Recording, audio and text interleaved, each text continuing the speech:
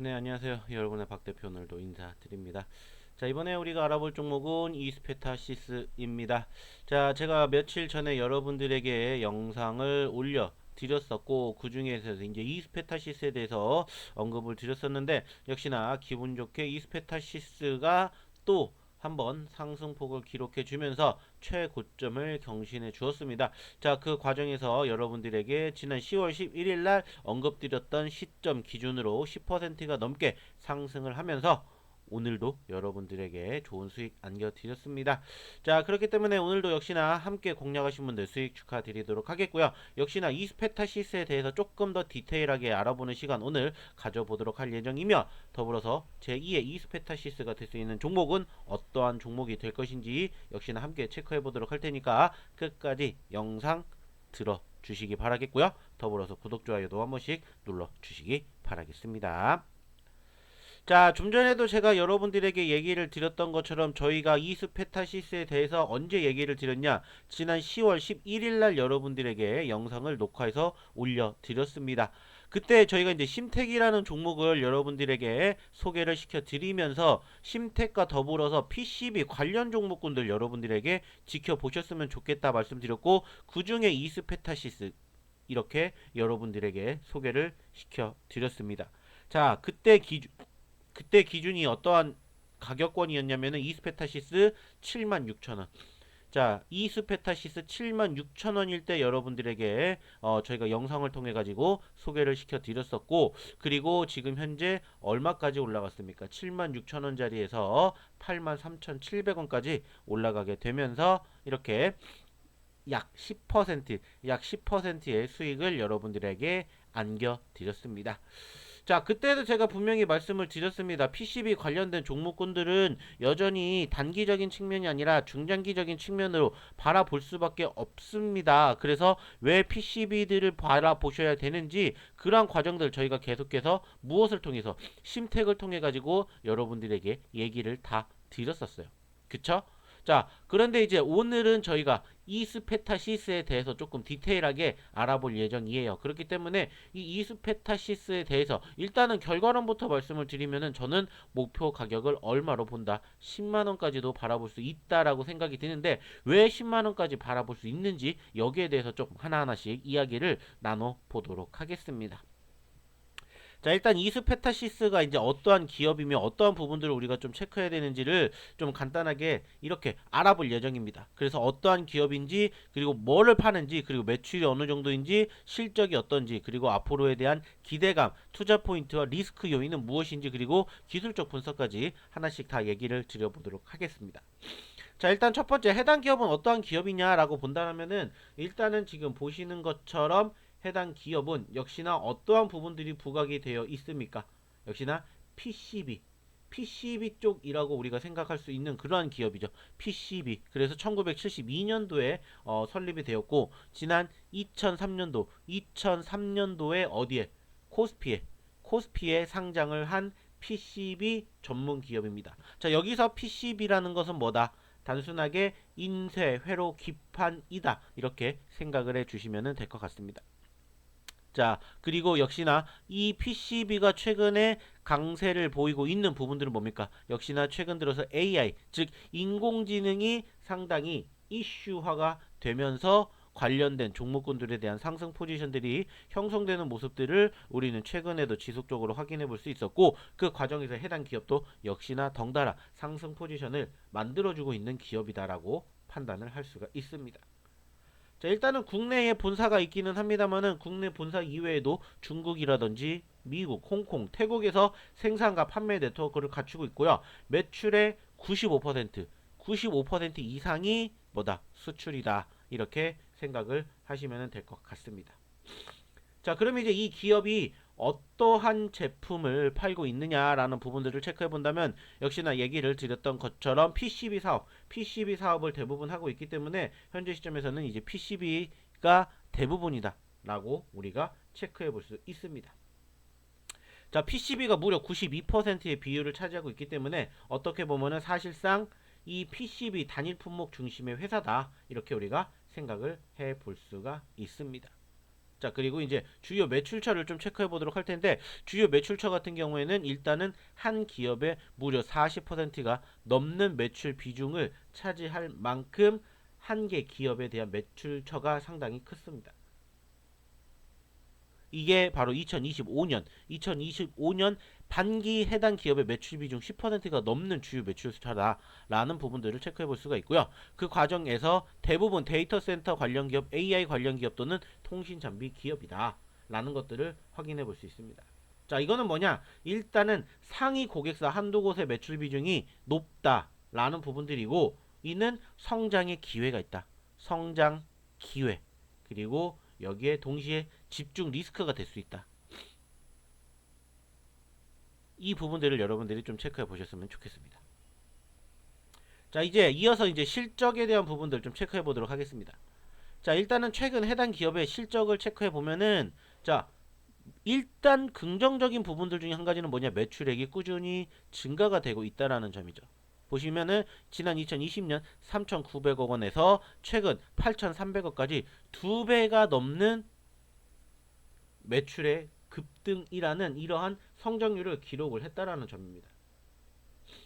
즉 4년 만에 2배 이상 성장을 했고요. 중요한 건 뭐냐? 영업이익인데 영업이익이 128억 원에서 469원, 그리고 1166억 원, 그리고 2023년 조금 줄었지만 622억 원, 그리고 1019억까지, 자, 무려 2020년 기준으로 700% 가까이 성장을 보인 모습들이 형성이 됐고요. 순이익률도 역시나 적자에서 흑자로 돌아서는 모습들이 형성이 되었다는 것을 확인해 볼 수가 있었습니다.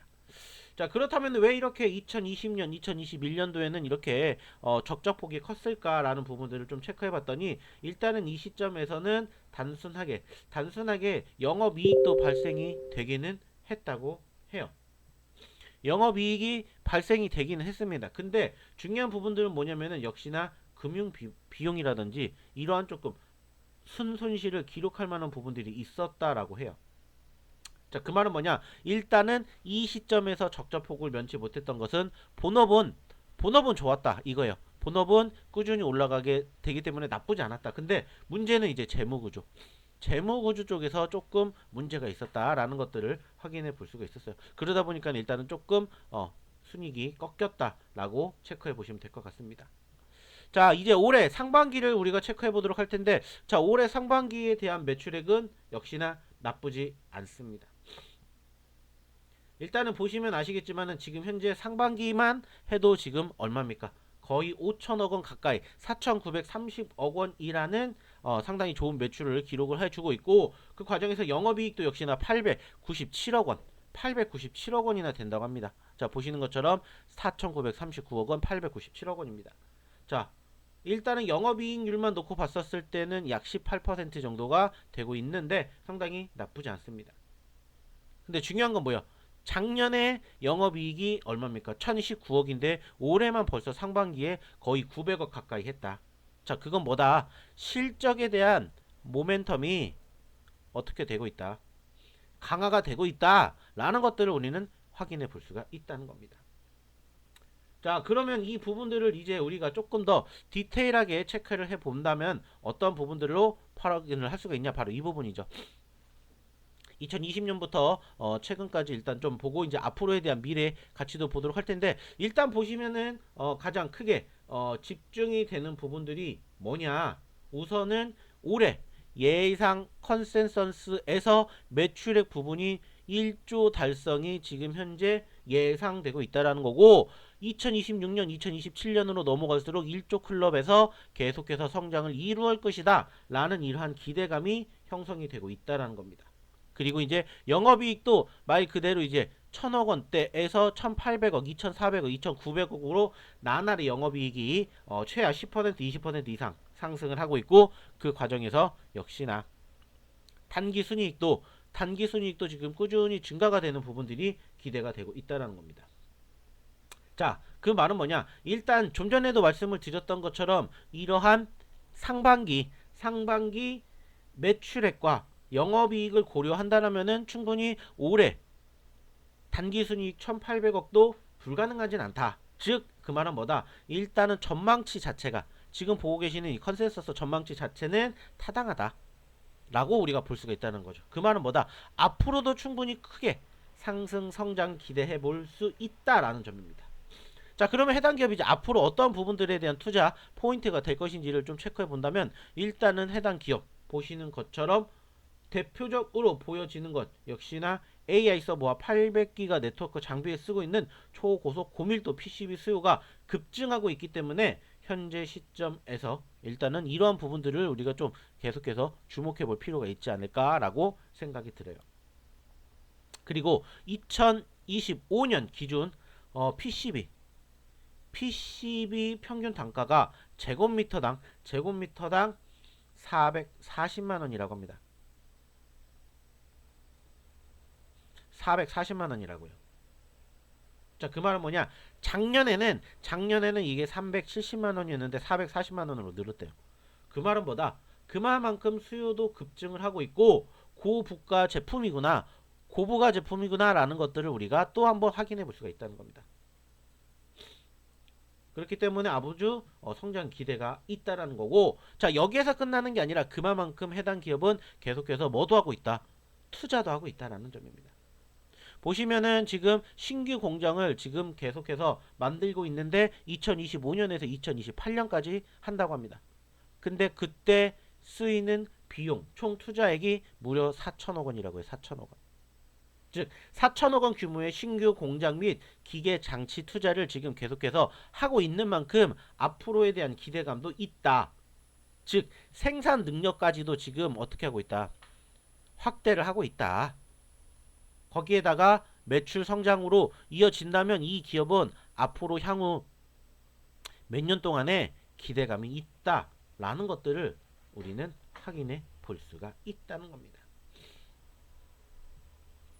자, 근데 이제 말 그대로 변수가 될 수 있는 리스크도 우리가 좀 체크를 해봐야 될 텐데, 자, 리스크는 이거라고 생각합니다. 아까도 보여드렸던 것처럼 집중도가 있었죠. 한 기업에서 매출의 42%가 나온 만큼 발주에 대한 변동 리스크가 있을 것이다. 그리고 지금 워낙 강세를 보이고 있는 이 IT 쪽, 즉 AI 데이터 센터에 대한 투자 열기가 식을 경우 역시나 성장성이 둔화가 될 수도 있다. 아까 처음에도 시작했듯이 AI가 요즘에 어때요? 시장을 어떻게 보면 소위 말해서 지배를 한다라고도 우리가 볼 수 있을 것 같은데, 이 과정들이 조금씩 지금처럼 올라가지 않는다면은 역시나 매출 성장도 조금은 아쉽게 흘러갈 가능성도 있다라는 것들을 우리가 좀 체크해 볼 필요는 있다. 그리고 이제 카펙스 부담인데, 일단은 투자가 되기 있기 때문에 그 투자 금액이 아까 말씀드렸죠. 4천억 원이기 때문에 단기적으로 현금에 대한 부담이 있을 수는 있다. 그리고 이제 최근 원자재라든지 환율 리스크가 여전히 있죠. 아시는 것처럼 여전히 전쟁에 대한 부분들, 그리고 이제 미중 리스크가 있다 보니까는 환율이 지금 계속해서 변동폭을 키우고 있기 때문에 여기에 대한 원가라든지 수익성에 대한 변동이 가능성이 있다. 왜? 아까도 말씀을 드렸듯이 매출의 대부분이 어디에서? 수출에서 나오기 때문에 이런 부분들을 우리가 좀 체크를 해봐야 되지 않을까라고 판단이 됩니다.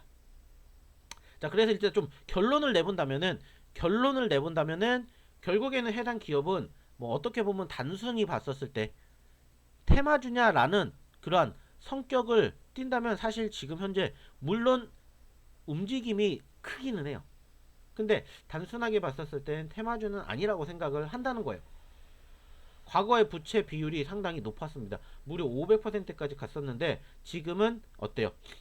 글로벌 AI라든지 데이터 센터 PCB에 대한 강자로 뭐를 바꿨다? 체질 자체를 바꿨다. 그렇기 때문에 현재 시점에서 현재 단기적인 측면으로는 분명히 어느 정도 조정이 보일 수는 있겠지만 장기적으로는 일단은 실적에 대한 성장이 기대가 되고 있고, 그리고 이제 투자가 진행이 되고 있고, 그리고 이제 재무구조, 아까도 보셨듯이 재무구조 자체가 안정화가 되고 있기 때문에 이 삼박자가 이루어지기 때문에 앞으로도 중장기적으로도 충분히 기대감을 보여줄 수 있을 것이다 라고 말씀을 드린다는 거예요. 그래서 제가 아까도 여러분들에게 처음부터 결과를 말씀드렸죠. 어떤 결과? 자, 이거는 무조건 10만원까지 지켜보셔도 좋습니다 라고 말씀을 드렸던 이유가 바로 이 부분들이 다 잔존하기 때문입니다. 차트도 보시면 사실 최근에 어때요? 지속적으로 우상향의 흐름들이 지금 작년 11월 18일 날 2만 원 저점 찍고 지금 이렇게까지 가고 있어요. 400%가 지금 넘게 급등세를 보여줬는데 그 과정에서 추세가 일단은 우상향이기 때문에 이게 이루어졌다라고 볼 수 있어요. 그래서 단기적으로는 적어도 최소한 차트상에 보시면은 어떠한 이평선 60일 이평선에 지금 지지가 계속해서 만들어지고 있기 때문에 이 부분들을 적어도 이탈하지 않는다면은 말씀드렸던 10만원까지는 충분히 가능한 종목이다라고 생각을 합니다. 그렇기 때문에 이 부분들을 조금 여러분들이 주목해서 계속해서 체크해 보셨으면 좋겠다라는 말씀을 저는 드리고 싶습니다. 참고해 주셨으면 좋겠고요. 더불어서 이 기업과 함께 보셔야 되는 PCB 종목군들도 제가 여러분들에게 어디를 통해서 영상 통해서 자 녹화해 드렸기 때문에 함께 좀 체크해 보셨으면 좋겠다는 말씀 드려보도록 하겠고요. 더불어서 이 이스페타시스에 대한 추가적인 대응 방안을 지금 얘기를 드렸지만은 당장 오늘 내일 어떻게 움직이는지 함께 하고 싶으신 분들은 저희 어디로 010-8132-7765로 문자 소통이라고 하나 보내주시면 저희가 이 무료 소통방에 함께 하실 수 있는 기회를 저희가 드리도록 할 테니까 빨리 오셔서 저희랑 함께 이 이스페타시스 그리고 더불어서 후속주들 그리고 아까도 얘기를 드렸던 PCB주들 한번 함께 지켜보시는 기회를 만들어 보셨으면 좋겠다라는 말씀을 드리면서 저는 이번 영상은 여기서 마치도록 하겠습니다. 감사합니다.